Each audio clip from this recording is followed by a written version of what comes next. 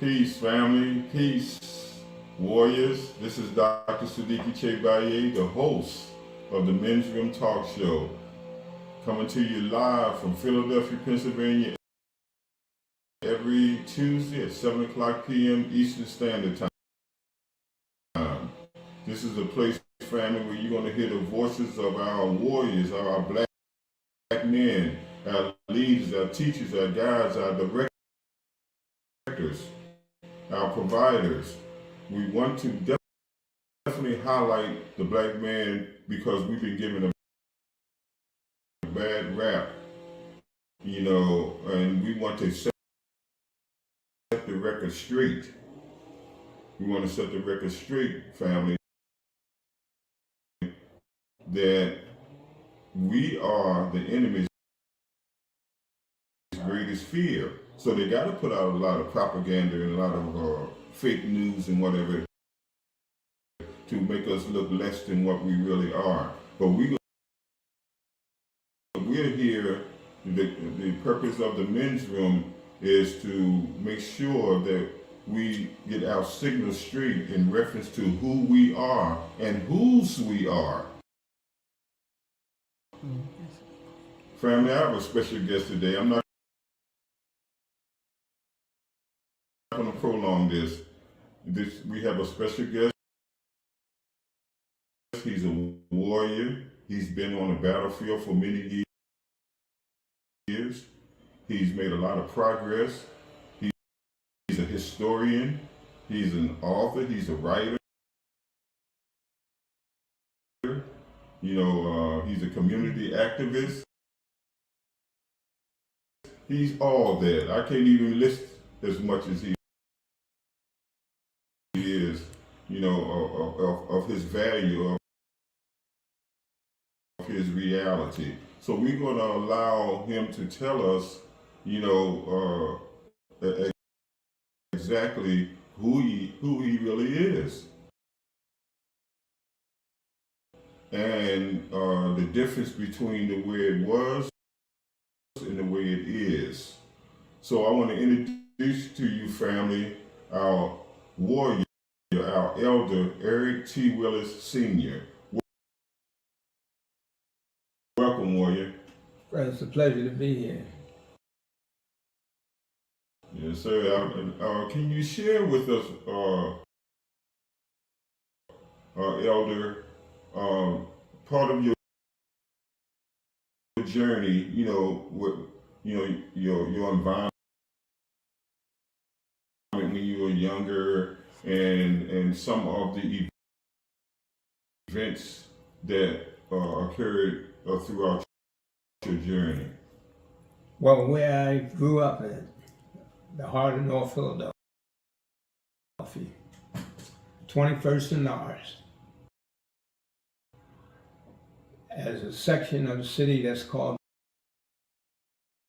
the Ward. I lived there for about 9 years at 2031 North 21st Street. The building is still standing. A 3-story brick building with white marble steps that we had to wash every Saturday morning. They had to make them steps look white. That was a family chore before you could hit the street to go out to play. My father instilled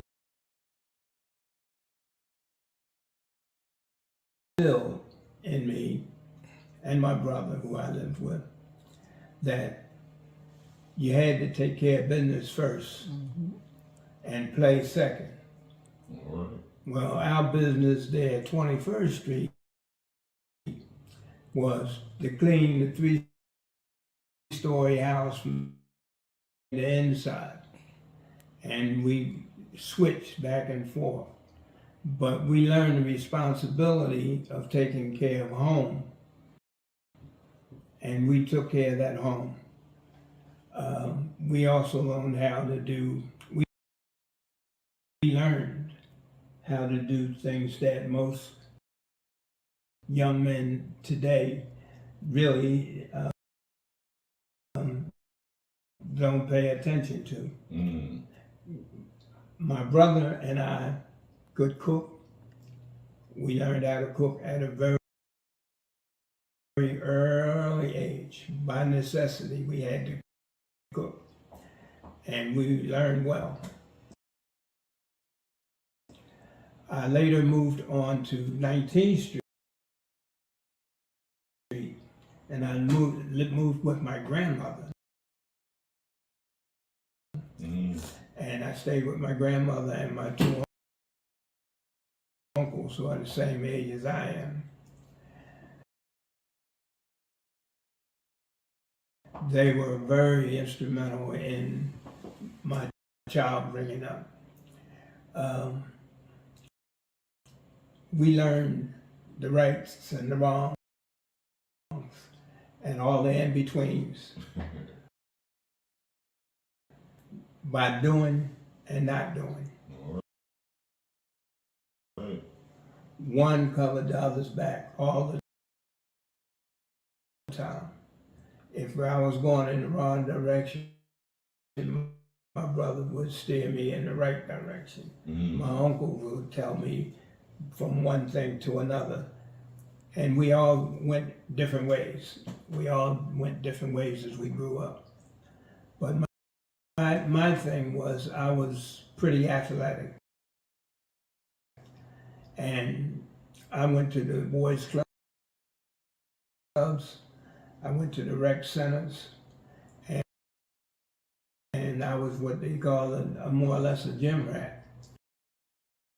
I stayed in some recreation center along the way. But little did I know, that I found out as I grew up, that the people that I was leaning toward following in their direction because they showed a sense of caring about the neighborhood and the boys and girls. So there was a young man by the name of Mr. Green. We thought Mr. Green's job was taking care of us, the neighborhood kids. Mm. But that was his second job. He worked at the post office, who I later on met with him at the post office because I went to the post office. Wow. And when I went, I started off with a strange working history. I used to deliver papers. I used to pick up trash and take it to the junkyard. As a young man, I used to deliver food from the shopping market to people's homes. Mm. I always had a hustle in my pocket, a jingle, I should say, in my pocket, because I always was hustling to make some money. All right. And money was money back in the day. Mm. You could buy a loaf of bread for 3 cents. Mm. You know, unbelievable. But that's the way it was. But anyway, I went from delivering papers to working at Lit Brothers Department Store. Lit Brothers Department Store was at 8th and Market.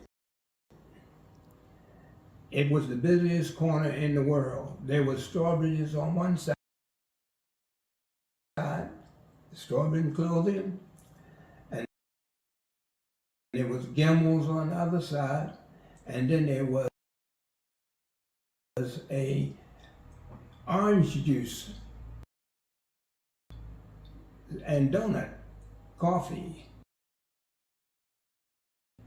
on the other corner. So those 4 corners have been noted and worldwide that those corners had the busiest transactions in the world. Wow. On that corner. Mm. And from Lit Brothers, I spent 15 years in Lit Brothers. During the time I was, at a time I was out of school, I worked there. I was, believe it or not, I was a dishwasher. Wow. And then I became a grill man.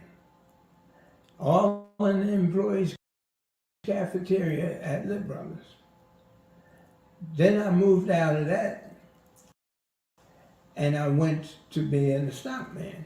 I was a stockman for many years. I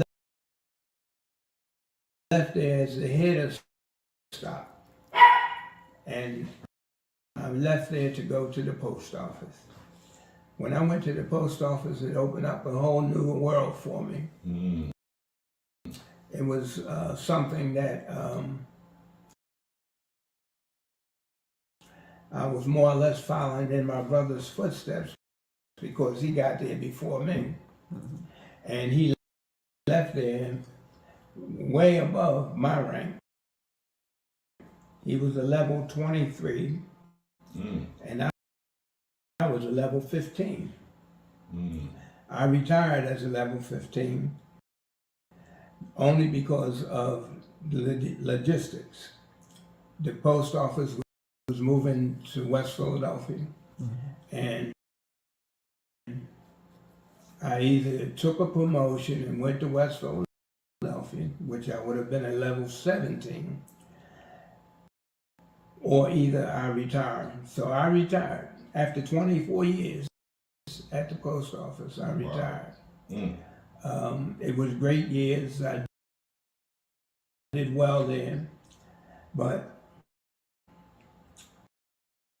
hard for some people to believe, I also had another job. Wow. I worked for the school board for 27 years. And working for the school board, I was at Ada Lewis Middle School and on Ardley Street, 6199 Ardley Street. What section of Philadelphia was that? Mount Airy. It was on the crust of Mount Airy in Germantown. Okay.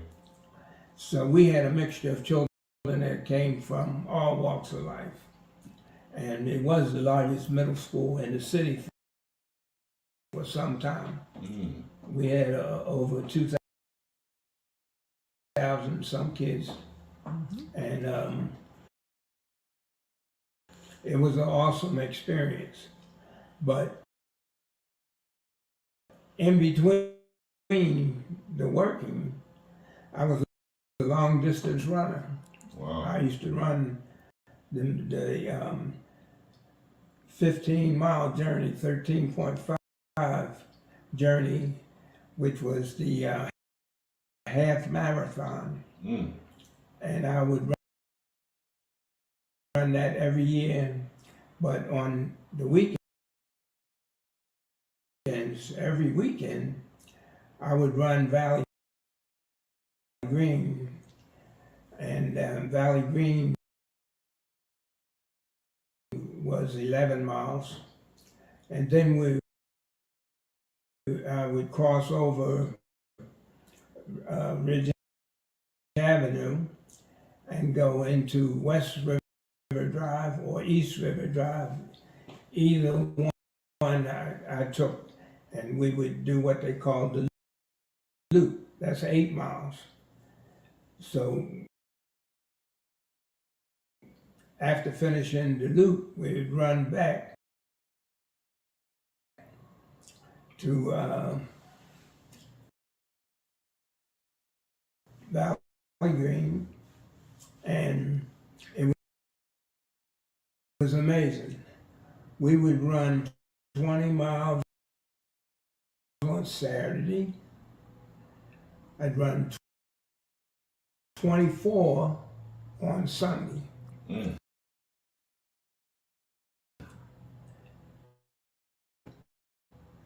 I also was working both jobs. Wow. And that was just part of it. I played basketball after we got through running on Saturday and Sunday at the Hargro Rec Center. And sometimes we would travel to other rec centers and play. And this was every Sunday. It was unbelievable that I could find the time. I don't know how I found the time. But even with that, I managed to bowl a little bit. I wasn't good, but I bowled a little bit. I even became president of the school district's bowling league. Wow. And that was for a short time. And then playing basketball was something that I loved to do. And I could stop before I went in the house. If the boys were playing outside, I would run around with them for a little while and then come into the house. Okay, well tell me this, Elder. Can you highlight quickly some of the athletes that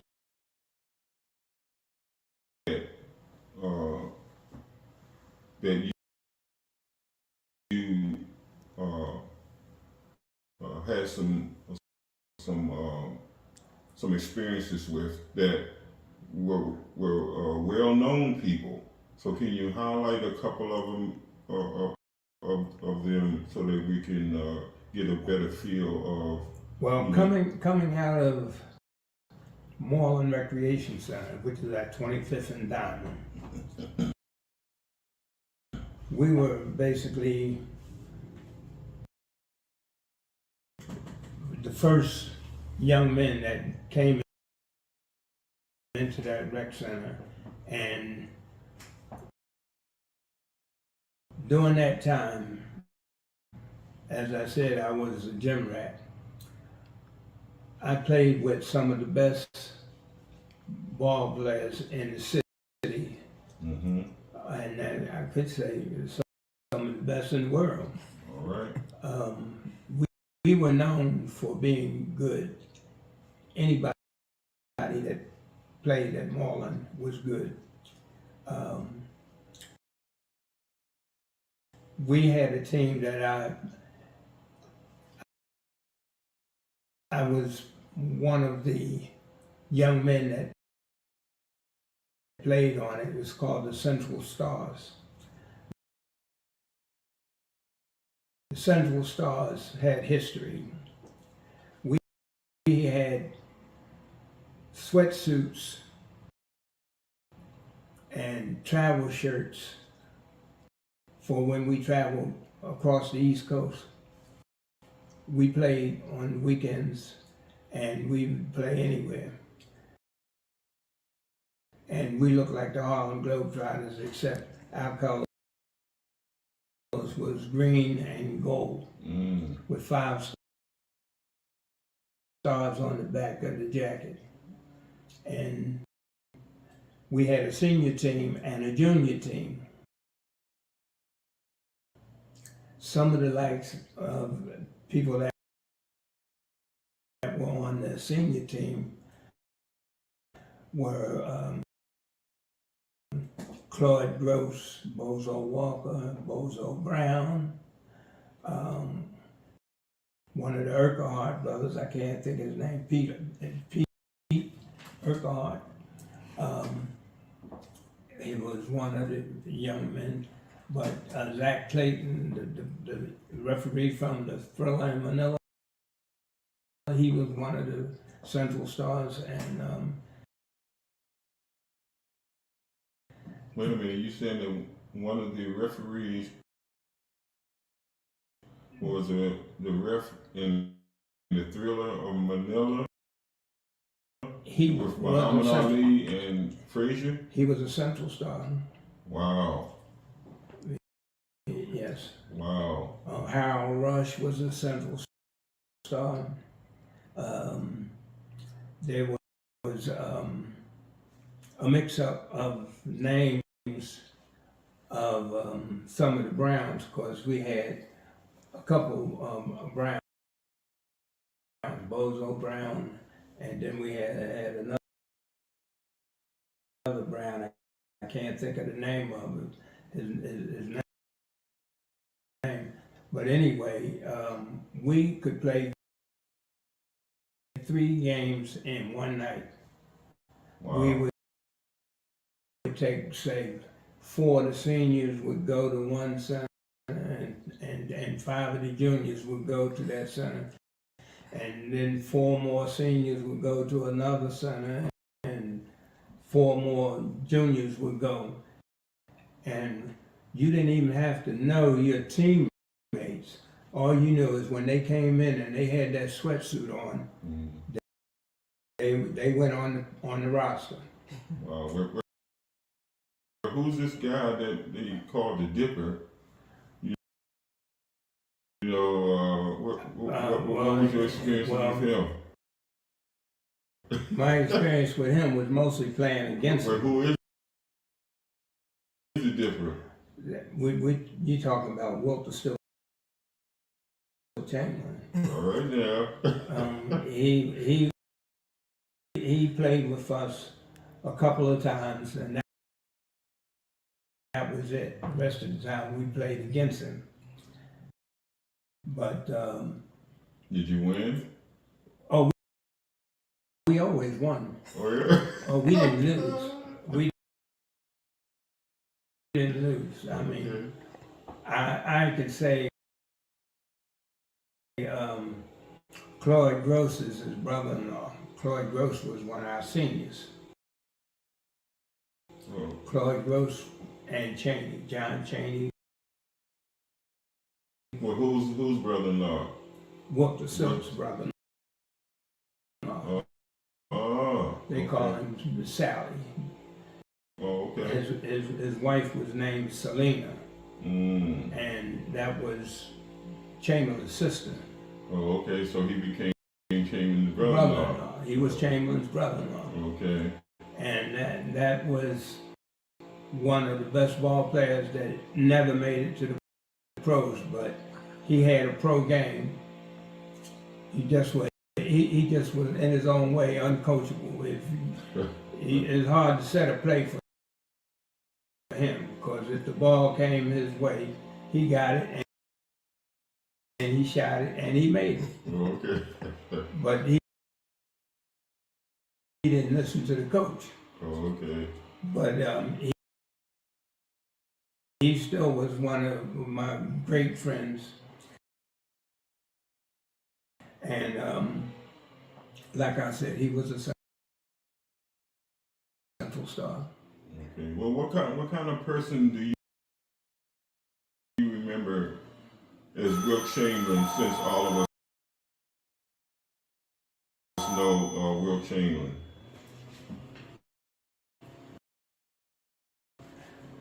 Wilt Chamberlain was a nice guy. He always was gracious and nice.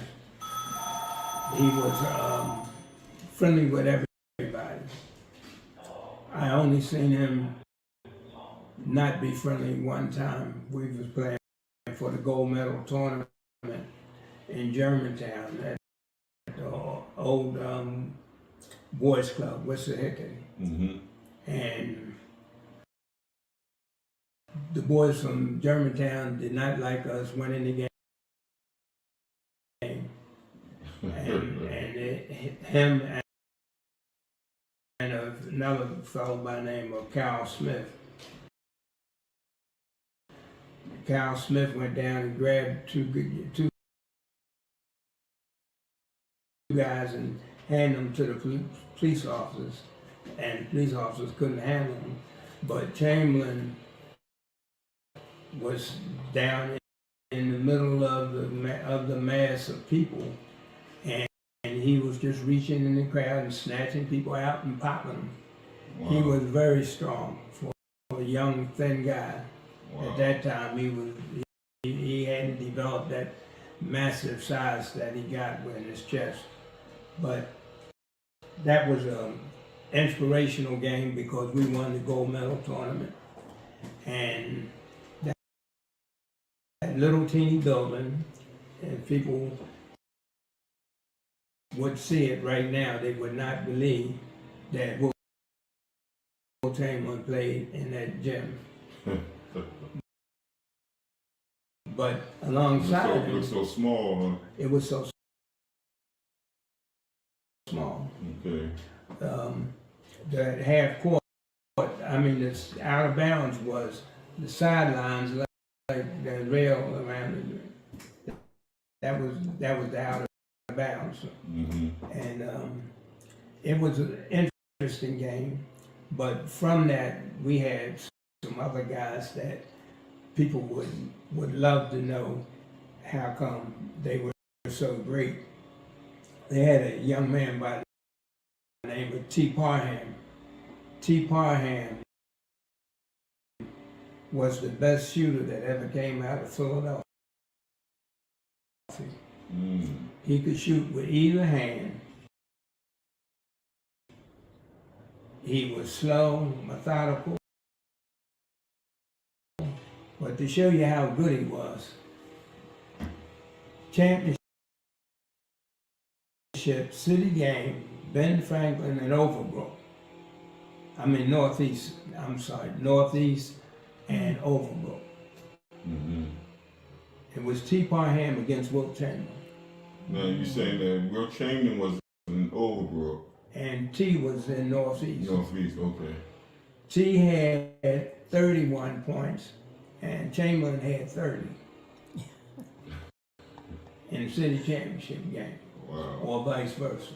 It was 1 point difference in what. T is only 5'11".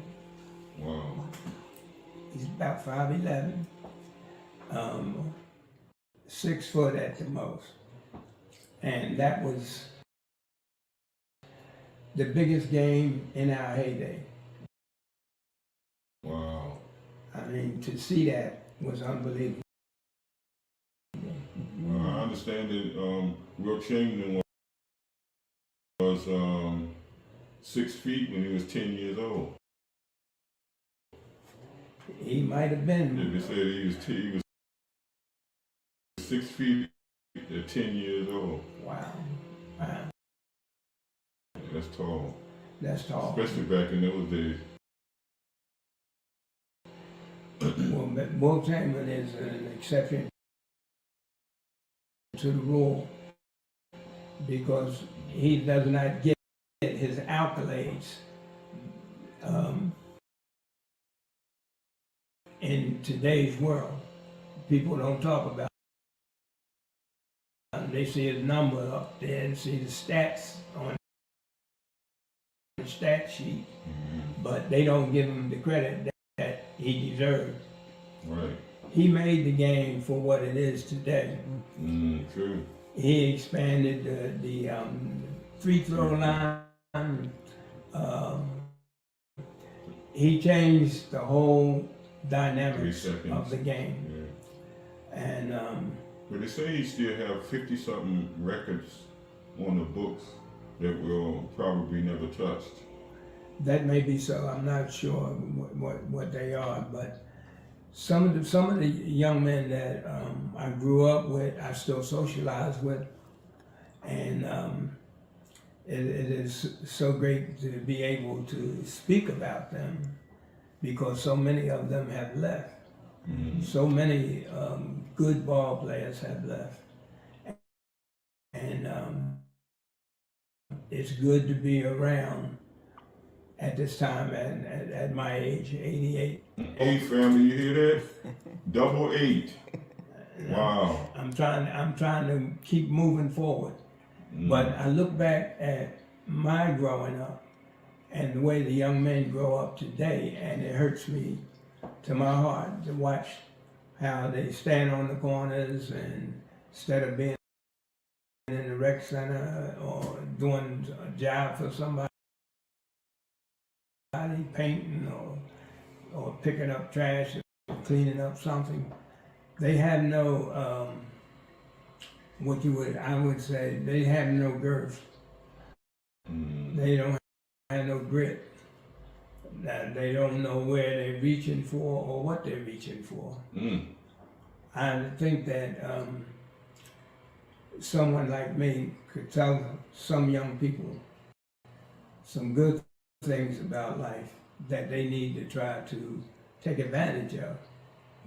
For one, when I worked at the school, Ada Lewis, I started at Pickett. I was there for 1 year. And during that time, the vice principal of Pickett became the principal of Ada Lewis. He called me up at home and asked me if I wanted to work for him, in which I went to work for him at Ada Lewis. And I was there about 3 years before we opened the doors for the public. It was a great time working at Ada Lewis, and I have so many children that I can't call their names. Yes. I'm either their uncle, I'm their principal, you know. There's established dad, or should I say adopted dad. I'm called uncle by a lot of people. I'm called aunt by a lot of people. It is so interesting at the relationships that I built up at 27 years at that school. Wow. I have some young men that I have traveled with, and we tried to show them the good way, the great way, traveling together, camaraderie, the value of being socially accepted. A lot of young men don't think they're socially accepted. Okay, why is that? That's an excellent observation and an excellent point. What do you see as the difference in where when you were raised and the way it is now, and what do you think? What elements are missing, or what elements that we should be including? Because there is a difference between then and now. What, in your mind, what caused all of that? Respect. Whoa, you hear that, family? Respect. You know, the first thing my father taught me is to respect my elders. That was number one. And he would go ballistic if anything occurred where I was disrespecting some elder. That's like we're out in the street playing street ball, and you throw the ball and it hits somebody's foot as they're walking, and you don't say nothing. You don't apologize. You don't show amends. That was one of the things, you know, respect to somebody. Or if you brush somebody and accidentally shove them, you know, right. Show the respect. Right. I'm sorry, I didn't mean it. I apologize. Right. You know, that. Yeah, respect the main ingredient that we were taught. We weren't taught love. We found out about love later. But respect was the main foundation to everything. And respect is the foundation to all relationships, family. You can't even love anybody truly if respect is the foundation. Respect is the foundation, family, and it doesn't even cost anything. So we owe that to each other. And I appreciate the elders sharing that with us, because there is a difference in the way things were if we were taught respect. And why? Because we had community, common unity, and all children belong to all the adults. We had community. Children didn't even have any choices unless they were given choices. But now they're all over the place because they have no direction. You know, we have taken things for granted. And I appreciate the elders sharing with us the difference between then and now, because it's almost like a different kind of world, a different kind of energy. And the consequences today is like unbelievable that it's not a positive kind to go back and get what we left behind. So, Elder, moving forward, what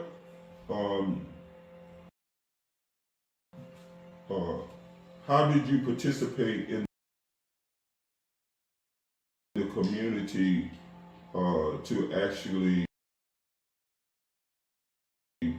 give food for thought or giving some kind of direction to the youth?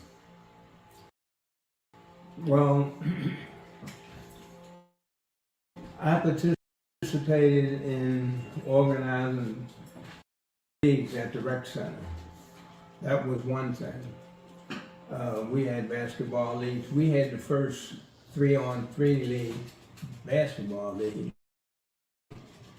at Albury Recreation Center. See, most people think that 3-on-3 just... We started that, and it moved on, and next thing we know, they had a 3-on-3 tournament out in I can't think of the name of the place. but it was a big. There's 88 courts, and with the 88 courts, they had 3-on-3 basketball. Wow. You had one substitute, Mm. and when we played, we had 3 people and 2 substitutes Mm. to sub in the game, and that was right at Albury Recreation Center. Wow. Myself and a fellow by the name of Butch Williams, we did that. Oh, that's We beautiful. organized that. That's beautiful. And Butch was the maintenance man. He wasn't the leader. Mm. We had a leader that wasn't a leader. Wow. And out of respect, I'll say that Bush was doing half the job of the rec leader. Mm. And he was a custodian. He was the custodian. Isn't that something? Him and I organized the leagues with the young men, and we had All-Americans, guys that had played for the national championship. Mm.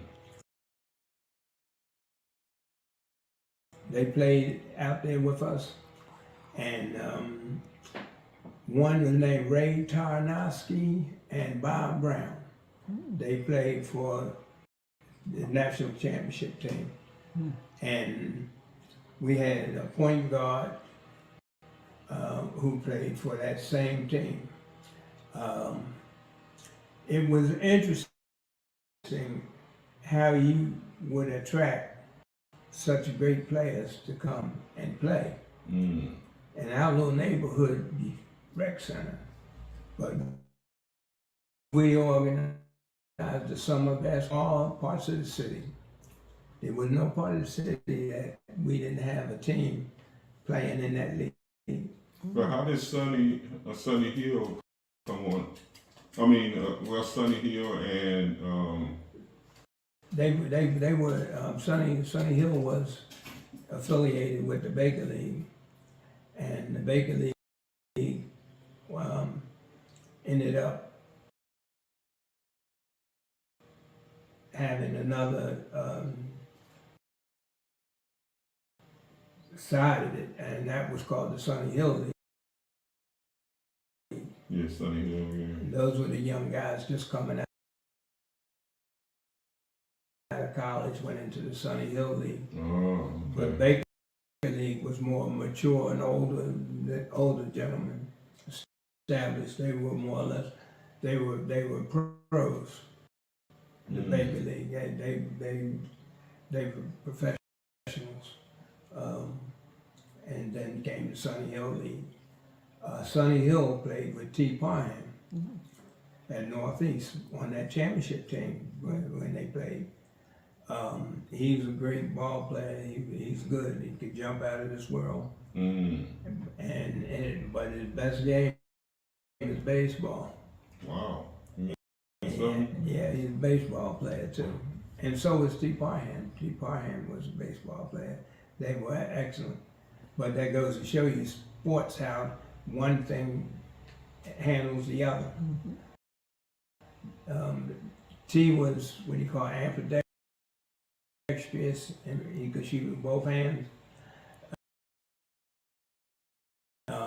Sonny could jump out of this world. Sonny's about 6'2", and he could jump like he was 6'7". Wow. Yeah, he was fantastic. Philadelphia had a lot of great ball players. A lot of great ball players. And going backwards, I would say Mr. Green. Mr. Green was the guy that I sort of looked forward to being something like. He was our father away from home. Wow. We that he worked for. Wow. You know, we thought he was getting paid. But he had the North Philadelphia Federation of Boys Clubs. Oh, wow. And we would play softball summertime, and we played basketball in the wintertime. And Mr. Green was always there. Wow. He had the equipment, he had the knowledge, and we used to go to the church at Woodstock and Diamond and box inside, and he had to play checkers and what have you, all in that church. And we still looked at Mr. Green as thinking, you know, his job to take care of us. Wow. And he was around all the time. But when I went to the post office, I got the biggest surprise in my life. What's that? I went up on the third floor, and who was there sorting mail was Mr. Green. Green. Wow. Wow. And he had been doing that my whole childhood. Okay, well, tell me that. That's a great point also. See, we had examples, and we had people to look up to. What is missing today, or what do you think about how things were? You had examples, and you had people to look up to, and so forth. What is going on today that, you know, it seems like something shifted? We're making bad choices. Okay. Our children are making bad choices. And what's the cause of that? They're not being exposed to the good things. Okay, and whose fault? Who would you? Parents. Okay.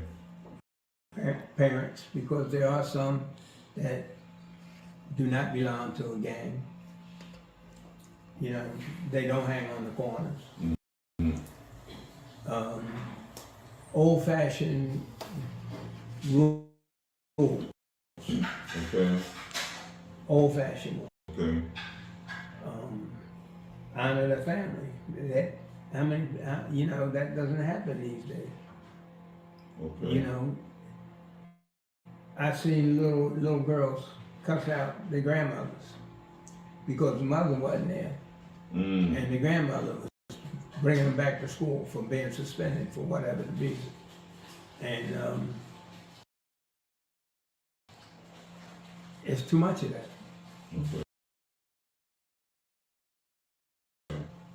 Where are the mothers? Where are the fathers? They're not there. Gotcha. So we need to change that. We need to reestablish our culture, our tradition. And our role in life. Right. If you have a baby, take care of that baby. All right now. You know, that's not happening. Because what's happening is they hand it to the sister and tell her to take care of the baby. You know, it's crazy. And they don't have no skills that we had back then. That's the number one point. They don't have no skills. Yeah. It's what they call babies raising babies. When the children would come back to the school for a disciplinary reason, it wasn't the parent that came, it was the grandparent. But the parent wasn't around. Yeah, I thank God for the grandparents because they always had our backs. And the older folks. Yeah, older folks, they knew what was up, and I appreciate that. And now, we're looking at, the time is moving quickly, and when you're having fun, the time moving quickly. I always, you know, really appreciate you and your presence and your energy and your contribution to the community. I tried. And not, well, trying can be generic, but if you see evidence, that's not a try, that's actually doing it. Well, I went to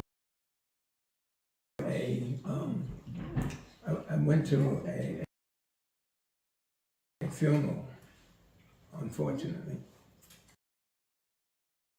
and I could see my blessings in a way that most people would not consider as blessings, but to me, it was something that was great. I seen so many of my young friends at a funeral.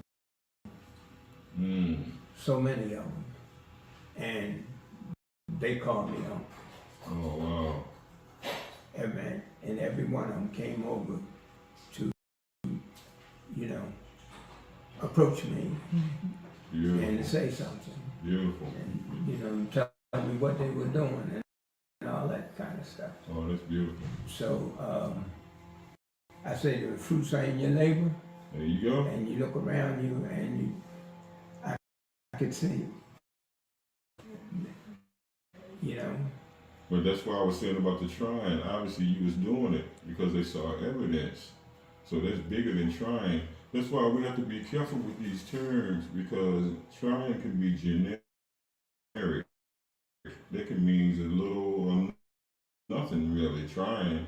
But when you actually do your efforts, and that's what people acknowledge. Now, I would like to move forward again. Man, the time is moving. I understand that you went into real estate and you wrote a book that we have right here, and you did a little traveling and so forth and so on. So can you kind of let us know or share with us, that your experiences quickly through the real estate and what inspired you to write this beautiful, book of man, this is like a history kind of a voyage there. I'll start with the book. I wrote the book so that my grandchildren and great-grandchildren could look back and know where they came from. Legacy. So they would know. And it would be educational for them in some ways. We always want to know we want to know the history. If you know the history, it's good. If you know where you're going, that's even better. Woo. That's even better. But it's different things to strive forward for, to strive to do. I went into the mortgage business as a challenge. It was a challenge. I've seen so many people getting misused and abused with the mortgages and whatnot, that I said I could do that, and I applied for my license. And beautiful. I got the license, and then I managed to get some great bankers that I did my banking with, and they taught me the way. They didn't know they was teaching me, but they was teaching me. And every time we did a loan, I learned something. Beautiful. And I took that, and I was motivated by that. And I had a nephew who was a mathematician. He is really great. And I got him to come and work with me. Beautiful. His name is Mark Willis. And we worked together, and we did some good things. And a lot of the things that we did never reached the surface of doing nothing but having a good consultation and telling somebody what to do to get out of a certain situation. That made no money. There wasn't no money in it. But when I did the mortgages, it was money there, but I didn't do enough of them. And the mortgage industry crashed. And when it crashed, I closed the doors. But prior to me closing the doors, a tree fell on me. And I was more or less forced to close the doors.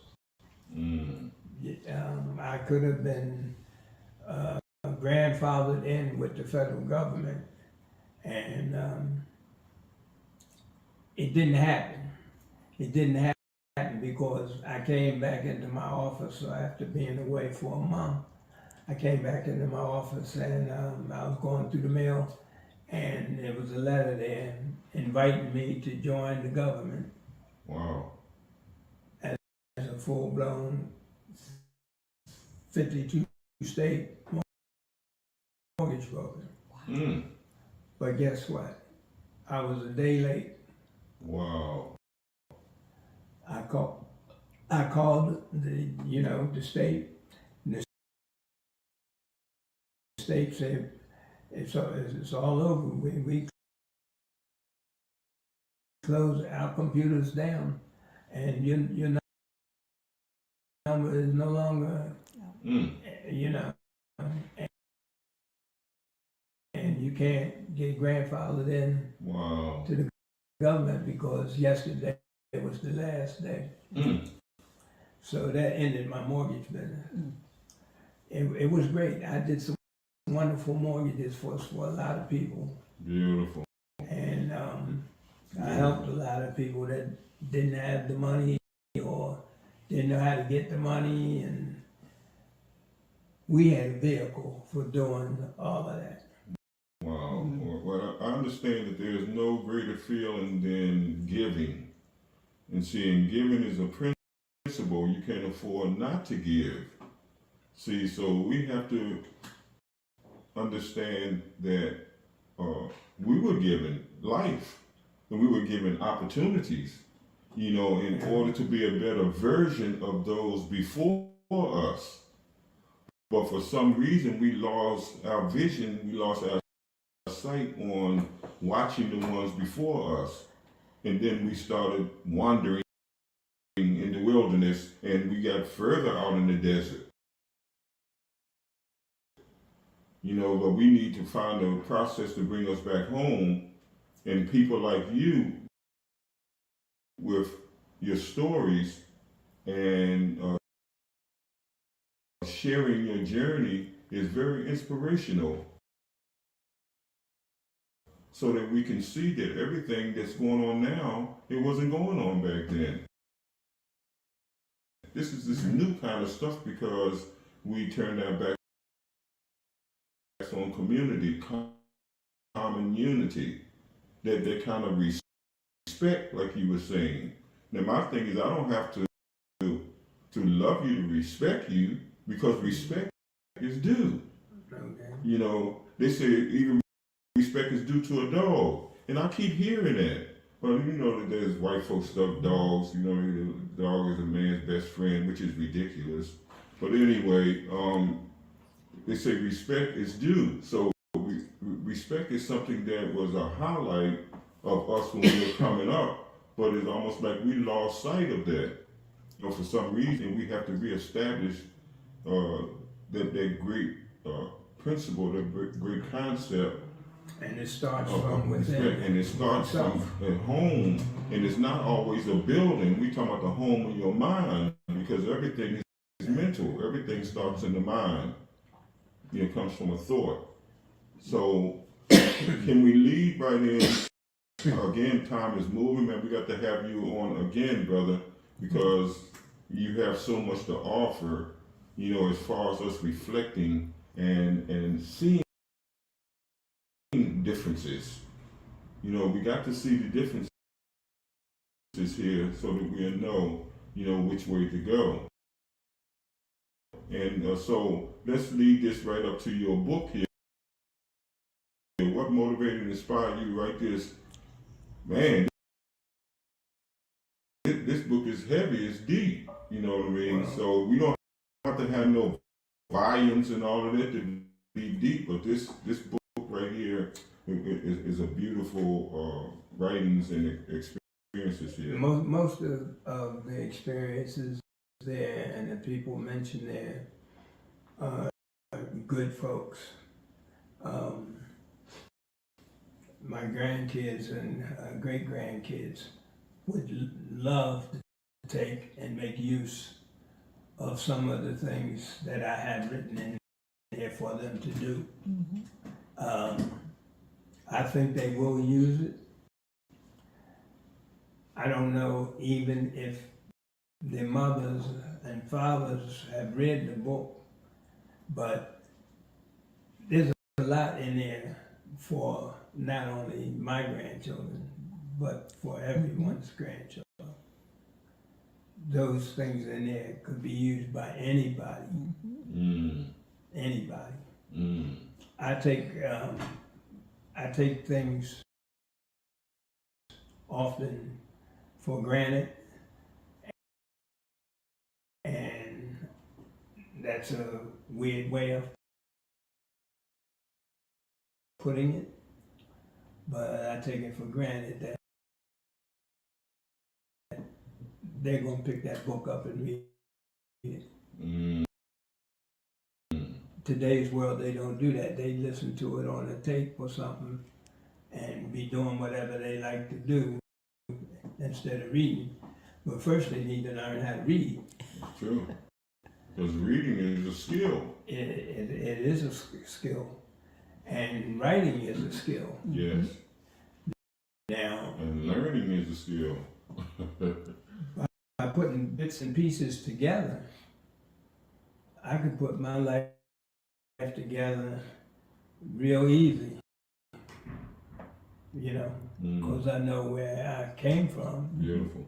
I know which direction I'm going, and I just don't know what's going to happen ever after. But I know in time, we all go. That's right. So I'll have a smile on my face. All right. I'm sure, you know, I don't even fear death or whatnot. Wow. You know. Wow. What you're making me, what I'm getting out of that is, it's not always how you start, but it's always how you finish. Basically, we know how we're going to finish. You know, the Grim Reaper going to come, you know, when we not know it. All right, now. We never know when that happens. So we have to prepare. Right, so if I can say my legacy is there. And I'm proud of who I am. Yeah. So if I follow that along, you know, it will be powerful. Oh, that's beautiful. And you know, like I got million that I still, you know, talk to, socialize with more or less. And they still know me from when. I don't get around like I used to, but, you know. Oh, beautiful, beautiful. I think my past experiences have overwhelmed me because I'm always surprised. I got a surprise yesterday. Fred Jackson, who was one of my ball players and postal workers, he called me and he was celebrating his 77th birthday. Wow. I said, "You 77?" I said, he said, "Yeah, I'm 11 years younger than you." I said to him, "So that's how you were jumping all up over top the basket and whatnot, and you know, taking him back to when we played ball together." I was playing with him. Wow. And then we played softball together. Wow, and there's something. Yeah, but it's a good old time. Out there, clear blue. I got the phone call. Wow. Oh. I said, "Wow, ain't that something?" That's deep. Yeah, but that goes back, and it goes back days That's and beautiful. years and months. I'll tell you. Yeah. Give you something to reflect on. Oh yeah. It's Oh positive. yeah. Yes, But then again, that's that respect. How about that? An acknowledgement. And respect and acknowledgement. He acknowledged the fact that we had good times and we talked about a lot of stuff and told lies about different things. We had a good time on the phone. You know, but yes, he retired from the post office. He didn't work in my section. He was a carrier, but we socialized together, played on the same teams. Oh, and that's something? Yep, we were good. Germantown Bullets. Germantown Bullets, wow. Yep, we won the championship for quite a few times. Oh, that's beautiful. And, you know, playing softball. And then he played on the team at the post office. He played on the team, and we won, you know, championships there. Okay, well, share with us one of the main highlights of your book that is most impressed you. My book is when the do's and the don'ts. The do's and the don'ts. It's a section there where I said, I think I wrote, these are the things that you must take and pay attention to. And it's one page and with a list of items on it. And one of them is top of the line. I think that's top of the line.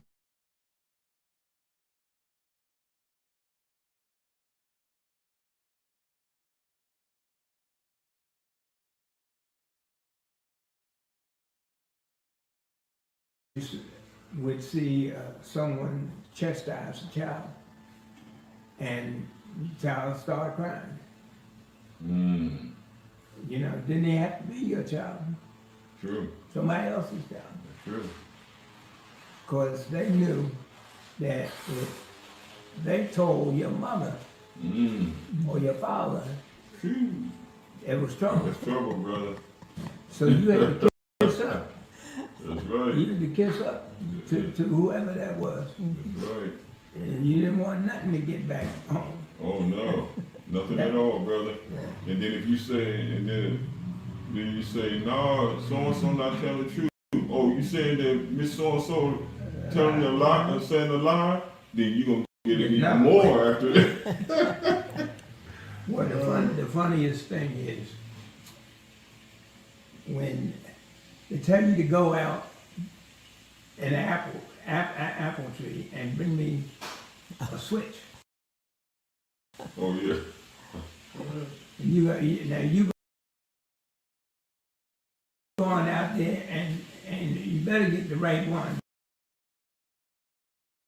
Yeah. Because if you don't get the right one, I'm gonna have to go out there and get that switch. Yeah. Oh no, you didn't want them to go get that switch. Yeah, that switch that they gave you like a whip. That switch there is apple tree.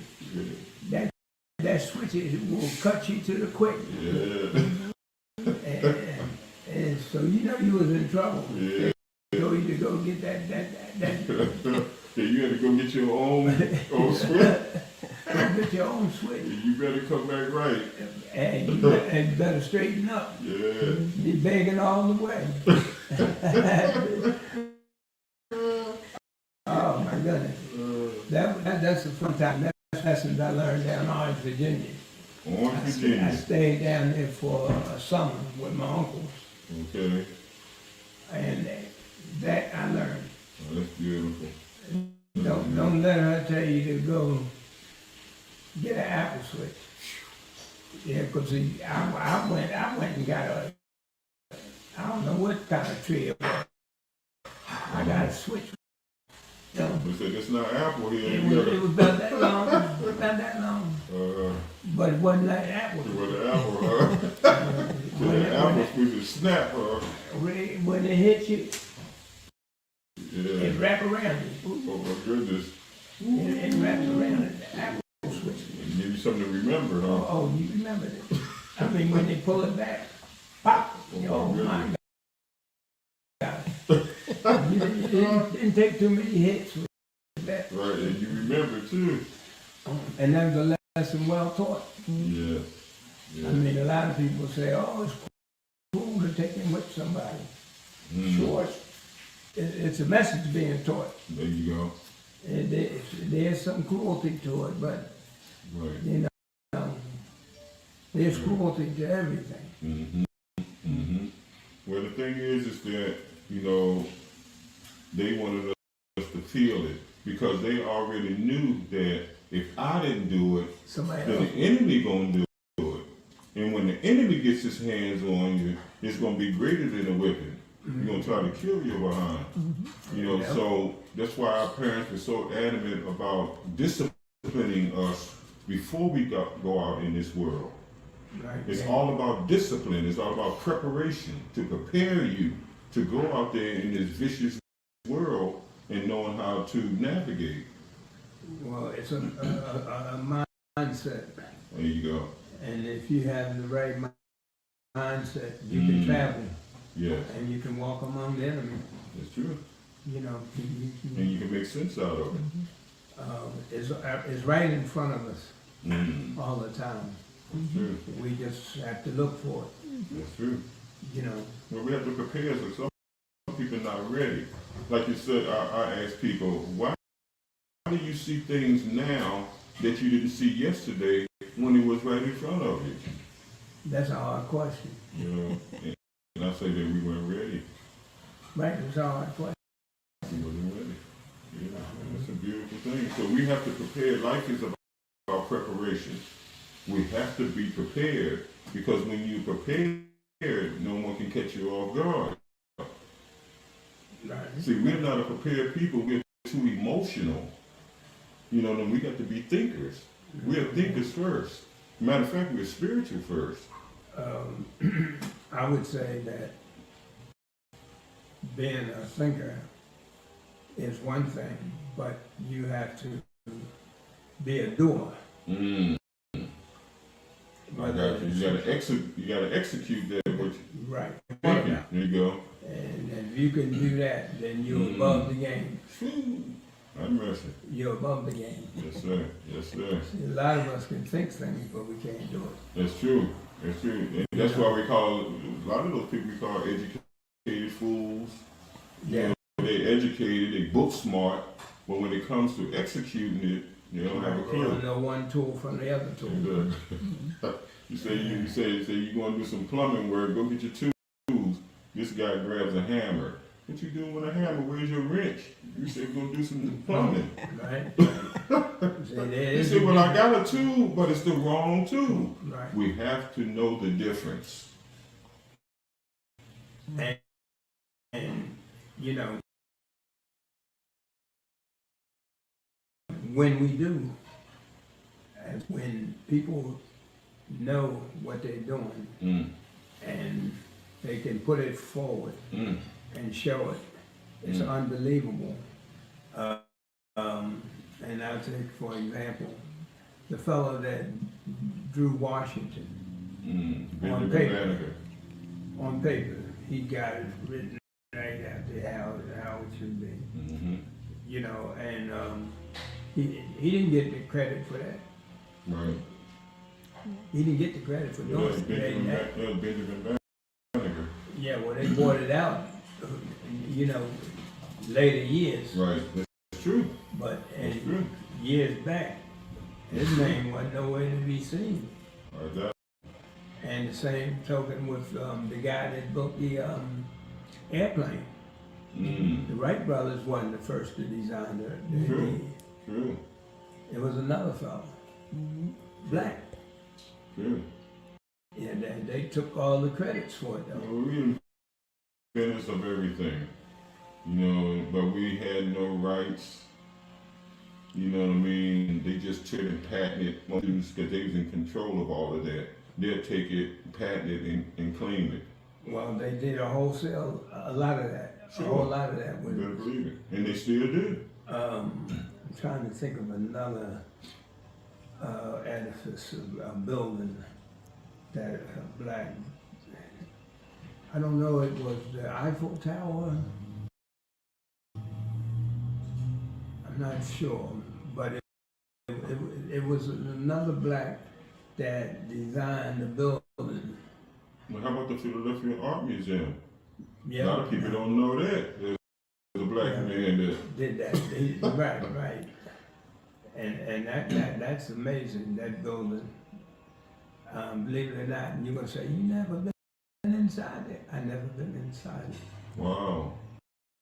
But I've been on the premises, outside it, Right. around it, Right. you know, but I never ventured in. So you ran up the steps, but you never ran inside. Right. I ran up the steps. Ran up them steps and down, and we used to swim in it. Oh, okay. On the sides of Yeah. coming down the step. Right. There used to be water running down there. Oh, okay. Yeah, the little waterfall thing. Yeah, it used to be Okay. running down there. Okay. And we used to swim in there. Oh, wow. Those are the good old days, man. Yeah. I mean, nobody would think that because there was no water, there haven't been no water there in years. Wow. But yet, that was a favorite place to go because if you'd run through the park, Oh, okay. you're hot and sweaty, Yeah. and here's this nice, cool water Jump right jump in. right huh? in there, you know. And it wasn't just black on white, you know. It was a mixture. Oh, that's beautiful. I mean, all the cultures, I could see some people doing that. It wasn't just black or white. Oh, that's It was a mixture, but that was a nice place to go. Yeah. I mean, you know, That's a beautiful thing. East River Drive and West River Drive was fantastic. Right. That was my spot, you know, to go to ride my bike and to jog and to just meditate, you know, to clear your mind because you're down by the waterfront and all of that and the Schuylkill River and so forth, man. Did you notice that them birds that used to be out there? I don't know the names of them, but they would be out there in droves. The geese? The geese. Yeah. They're gone. I don't know where they moved them to, but somehow they moved them. And so they're not down there. Yeah. They moved them out to some farm. You're absolutely right, though, with that. You think about it. Yeah, but they chase you away. I mean, you be running and they be running. Right. They be running right with you. Right. But when the other folks come on the scene, you know, things change. Oh yeah. You know how they go, you know what I mean? Because they're not in tune with nature. It's almost like total control, Wow. you know, no respect, no consideration. Well, that's a change, a Philadelphia change. That's a big Philadelphia change. Yeah. But also Philadelphia change is they down on the Delaware, the river where they're building all the apartment buildings and skyscrapers. True. I remember at the, at the Penn's Landing down on the waterfront, down on Delaware Avenue, me and some people, we the ones that developed the African American affair down there. Okay. Yeah, we started that. And then I used to vent every year and so forth and so on. See, but all of us have some history, you know, and that's what it's all about. Matter of fact, we are history. There is no history without the black man and woman. Bless you. Need some water? Nothing. I'm laughing at you saying that. Yeah, there is no history without us. We are the original. Everybody else came later, family. Later. You know. Well, thank you, Queen. Yes, we were the only ones that existed. Everybody else came later when they got caught up into these mountains up in northern Russia, which they call the Caucasus Mountains. And that's why the Caucasians came from the Caucasus Mountain. They were the undeveloped black folks that got caught up into this ice age or this cold thing in their pineal gland, which would be called the third eye, calcified. It doesn't function. So that's why they have no spirituality, they have no emotions and feelings and rhythms and morals and so forth. Let me open it for you, Elder. There you go. Strong hands. I have a reason to be strong, the elders. Yeah. Show you that some of us are paying attention.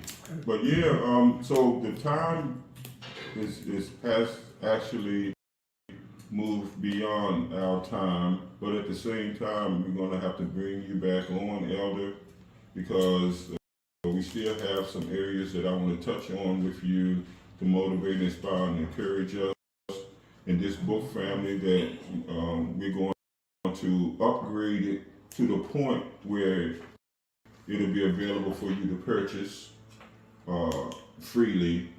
And so we're there for each other, so we want to motivate, inspire, and encourage you to continue on with documenting, your journey, because this is what you call creating a legacy. This is part of your legacy here. They say no one lives forever. See, once you pass on and transition, you still have this here, so you're still here. Right. Yeah, this is you. This here. Read that and I have my glasses on. It say generational civic duties. Yeah. Oh, your glasses? Uh-oh.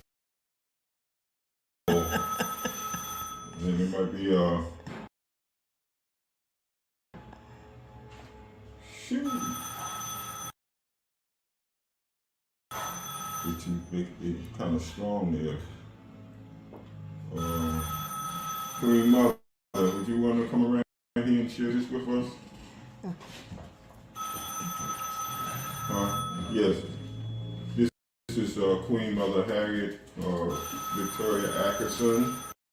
She is the producer of our show, and she's also a publisher, an author, a writer, a community activist, a mother, grandmother, great-grandmother, and all of these things. But she's the one that motivated and inspired me to start Instagram Talk Show, because she felt that I was worthy because of my skills and that I have developed through my efforts. I've been blessed through my efforts. And I want to say thank you to Mr. Willis here for writing this magnificent book. Yes. It's a journey into Philadelphia history as well as his history, personal history. We have general civic duties. The last 12 years, I have been in politics. The city has a great history in itself. I continue to work as a committeeman for my ward and division. Again, I am giving back to my city, friends, and neighbors as I help young, old, and the unfortunate. It is nice to make a difference. If you can help others, you don't have to get paid to do service working election polls helps the city, the state, and also the nation. It is a thankless job, but it has to be done. People turn their noses up at you and say, you don't do anything, but they wouldn't do it. They will be the first to tell you what you should do and how you should do it. Political life is funny, crazy, and most of all, an ungrateful experience. Again, somebody has to step up and do it. And that's the key to it all, family. Thank you, Queen, for reading this part of the elders' book. It's called Civic Duties. We have a duty, family. We have a purpose for being here, and our purpose for being here is to actually study the ones before us and become a better version of them. This is what you call honoring. This is what you call representing. This is what you call remembering. And this is what you call, as the elder is saying, the bottom line is respect. And none of that costs money. And it's almost like the real things in life doesn't cost money. So we shouldn't have any excuses by giving it towards one another. We don't have a problem giving it to the enemy to get a pat on the head, or to go through school all them years and all they do is give you a sheet of paper, a piece of paper that qualifies you to get a job that's not even guaranteed. So family, we got to know what we're into and what we've been thrust into and what we've been forced into, and who did it? Each other.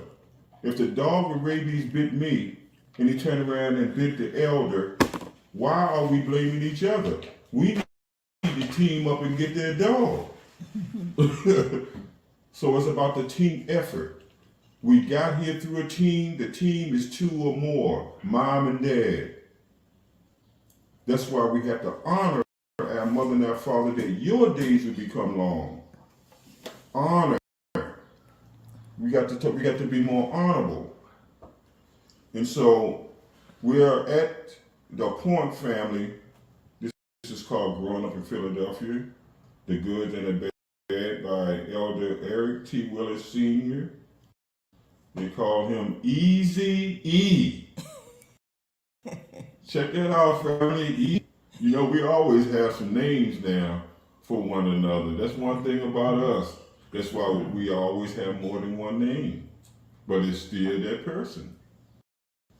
And he is an easy, laid-back kind of brother, and that's why he got so much done. He didn't go for the foolishness. And his family raised him up correctly, and I appreciate his mother and his father and everybody who has some influence in him being who he is and what he is today. And I appreciate you, Elder. And I'd like for you to, before we close, I would like for you to give us the last words of wisdom for us to take with us. I think some words of wisdom is that we should learn how to love each other. It doesn't have to be physical, it could be mental.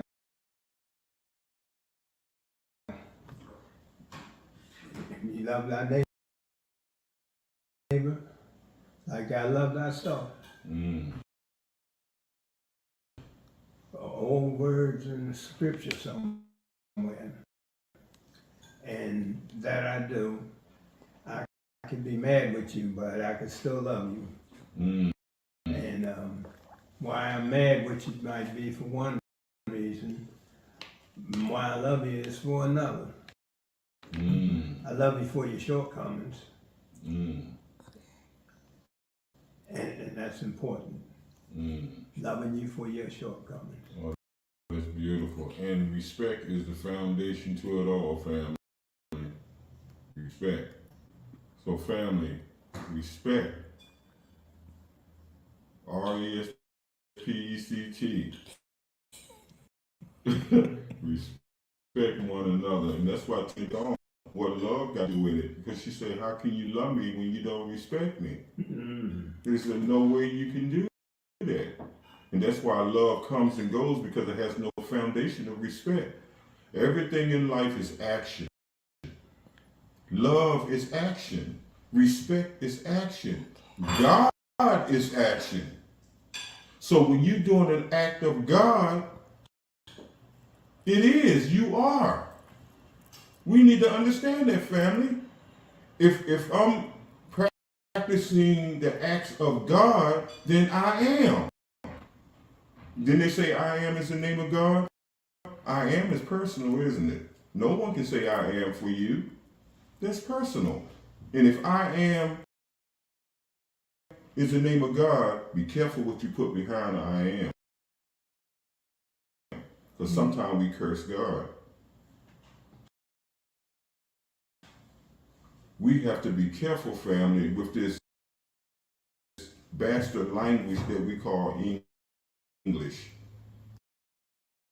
One word means so many things. So we're going to end with that, family, give you some raw food for thought. That's what I do. And so I know a lot of people get mad at me because people don't like different. But the real people are different than the world people. And so we're going to carry this thing on, and the real people are the balancers. We are the balancers to all this craziness. And we're not even afraid, because our mission is bigger than our individual selves. We are team players. And you can't stop a team player because you represent more than yourself. So with that in mind, family, we'd like to thank you, Elder. You know, I appreciate you more than ever. I'm getting to know you better, more and more, brother. And I just want to say thank the Creator for you. Thank the Creator for your family, your mom and your dad, and the ones before them, and the ones after them. Keep on doing what you're doing, warrior, and being that massive and that beautiful example that we need in spite of it all. Keep up the fight. Keep up the fight, family, and never get tired. Stay on the battlefield and never get tired. This is what have earned you the right to become a warrior. The rites of passage is a lifetime thing, because you have to earn the right to pass through. And this is what we have to do. So everything is based on process, and our process right now is respect towards each other. That's the greatest thing to do, is to have that foundation of respect. And I respect this brother, so now I know what a real man is. Because my eyes is on the ones before me. And keep in mind, man means mind, a thinker. Don't get it twisted. 21 is not good enough. So a child is not an age, a child is a mentality. So family, we got a lot of old children. So family, with that in mind, I'd like to thank the elder for inviting us into his beautiful home, into his environment, to honor and to remember him while he's here. We want him to feel good while he's here. We want to give him a reason to stick around. We're going to let him know you ain't going nowhere, because we ain't finished with you yet. So with that in mind, I'd like to thank you, family. This is Dr. Sadiki Che Baye. I say to you to continue to stay strong and keep your faith where it belongs, because life is for the living. And we must also do your best and let God do the rest. You got to know when to hold and know when to fold. How do you know when to hold and when to fold? You have to have a sharp discerning spirit to know the difference, so you won't be nations. You got to guard your heart. That's why I said your breastplate. You don't want no heart all exposed. Put your breastplate on and use your mind. Because we are warriors by nature. We are builders by nature. We are caretakers by nature. Let's not get it twisted. But we became so religious, we forgot to be spiritual. Let's get real, family. So, because originally there wasn't no such thing as religion, because it wasn't necessary, because we were all spiritual. But when we had the fall, we had to develop a process to get back to our reality, and that's where religion came on the scene. But religion is twisted also. A lot of these leaders, they sold their soul for the nonprofit. See, nonprofit, they sold their soul for the nonprofit status, and real leaders, those so-called leaders are not producing no leaders. Just understand that. You got too much suffering going on in these buildings. It shouldn't be that way. So with that in mind, family, this is Dr. Sadiki Che Baye saying to you, right thinking, right giving, and right eating is holistic living. We have to really get that right. Right thinking, right giving, and right eating is holistic living. With that in mind, family, let's continue to honor and represent our elders and our ancestors. And I thank you once again for inviting me and my producer, It's a pleasure having you. It's a pleasure having you. Yeah, man, he little one. You know what I mean? Sometimes doing the right thing can be a lonely road. but we must find each other and honor one another. I really appreciate the fact that you came by and I could share some tidbits of wisdom, as you might say. That's right, man. Yeah, that is wisdom. And we appreciate that, brother, and more than you know. You know, and I don't look at this as a lightweight thing. I look at this as life. This is our reality. But somewhere along the way, we made the wrong turn. So we must go back and correct it and get it straight, because we're losing our future, which is our children. We got a nerve to blame our children.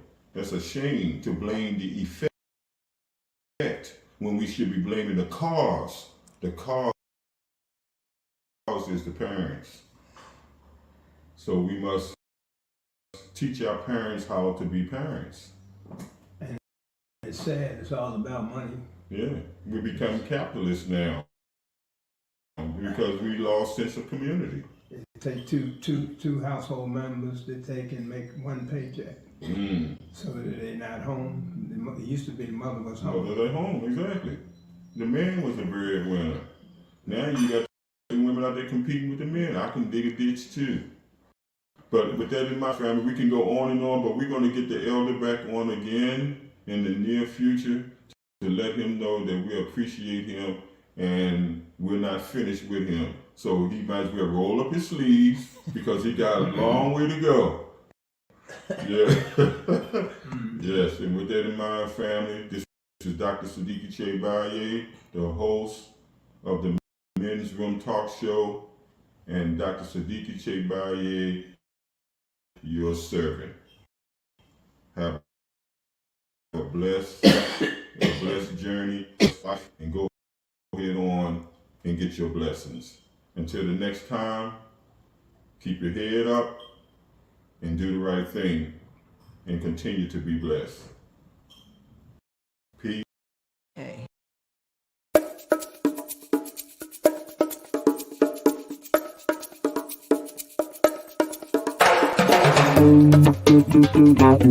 Out.